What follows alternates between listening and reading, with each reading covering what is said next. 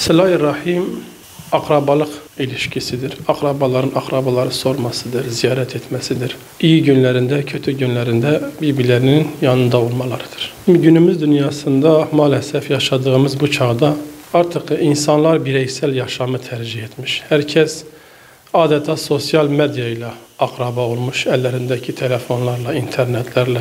Elbette ki bunun da beraberinde getirdiği birçok sorunu şu anda yaşıyoruz. İnsanlar artık bireyselleşti. Yardımlaşma ve dayanışma neredeyse yok olmaya başladı. Artık insanların dertlerini, sıkıntılarını, sevinçlerini paylaşacakları insan bulma ortamı çok zayıfladı maalesef. Bunun da beraberinde getirdiği hem maddi hem de manevi birçok rahatsızlık oluştu, birçok boşluk oluştu bu alanda. Allah Azze ve Celle Kur'an-ı Azimuşşan'da o kadar önemli bir konu ki defaatle sıla-i rahime vurgu yapmış. Hatta bütün camilerde, önemine binaen diyorum, bütün camilerde her cuma günü, hemen hemen her cuma günü hutbeden sonra imamlarımız, üstadlarımız اِنَّ اللّٰهِ يَأْمُرُ بِالْعَدْلِ وَالْاِحْسَانِ وَاِتَاءِ ذِي الْقُرْبَى ayetini hep bize hatırlatırlar. Şüphesiz ki Allah adaleti, iyiliği ve akrabaya yardım etmeyi emreder. O kadar güzel bir alan ki Cuma günü imamlarımız bütün Müslümanlara bunun Allah'ın bir emri olduğunu hatırlatmak ve bu alanda yapılması gerekenlerin yapılması noktasında tavsiyede bulunurlar. Allah-u Teala önemine binaen bütün camilerde, hutbelerde bu dile getiriliyor. Yine kutsi bir hadiste Resulullah Aleyhisselatü Vesselam'ın ifadesiyle Allah Azze ve Celle diyor, benim isimlerimden bir tanesi de Rahim'dir.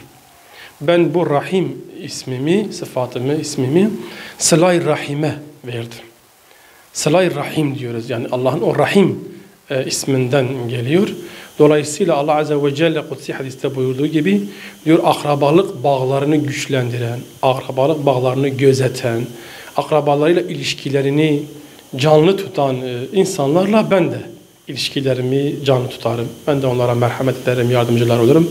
Bir nevi Yüce Rabbimizin yardımının, nüsretinin, rahmetinin, bereketinin bir tecellisidir akrabalık bağlarını güçlü tutmak. Özellikle ekonomik anlamda sıkıntı yaşadığımız, zor süreçlerden geçtiğimiz bu dönemlerde hemen hemen halkın %80'inin geçim sıkıntısının yaşandığı şu zaman diliminde Peygamber eczanesinden bize bir tavsiye var. Rızkınızın çoğalmasını, işlerinizin düzeltilmesini, ömrünüzün bereketlenmesini, var olan mallarınızın bereketlenmesini istiyorsanız, böyle bir talebiniz varsa reçete evvelidir. Akrabalık bağlarını gözetin diyor. Resulullah Aleyhisselatü Vesselam'a sorulmuş, Sıla-i Rahim nedir? Aynı soruyu Resulullah'a da sormuşlar. Resulullah Aleyhisselatü Vesselam cevabında diyor ki, Sıla-i Rahim senin gelmeyene gitmen, vermeyene de vermendir yani. İnşallah Teala şuurlu Müslümanlar, duyarlı Müslümanlar, gerçekten Resulullah Aleyhisselatü Vesselam'ın bu tavsiyesini ihya etmek isteyen Müslümanlar kendi nefislerinden başlayarak inşallah bu anlamda tekrar bunu ihya etmek, akrabalık bağlarını güçlendirmek noktasında elimizden geleni yapalım. Hem maddi hem de manevi anlamda bu ihyadan nasibimizi alalım inşallah.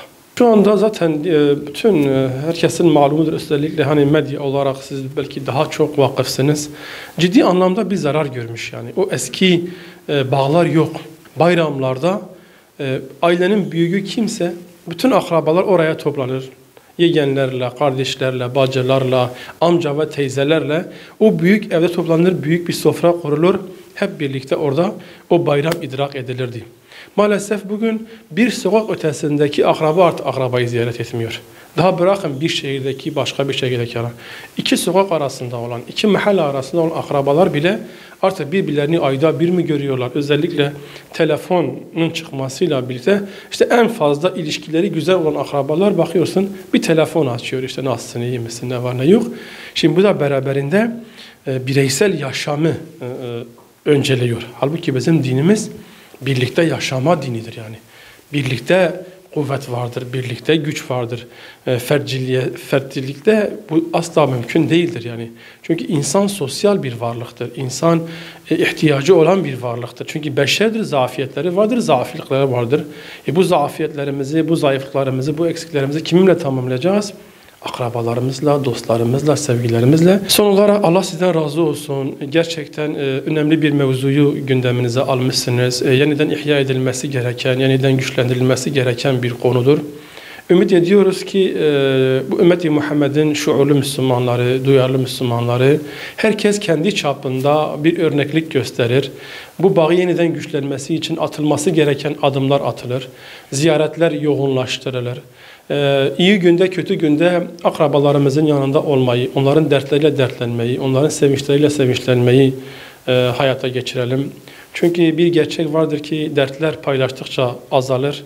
O sevinçler de paylaştıkça çoğalır. İşte bunu da en iyi yapacağımız alan akrabalarımızla kuracağımız düzenli ve güzel ilişkiden kaynaklanacaktır.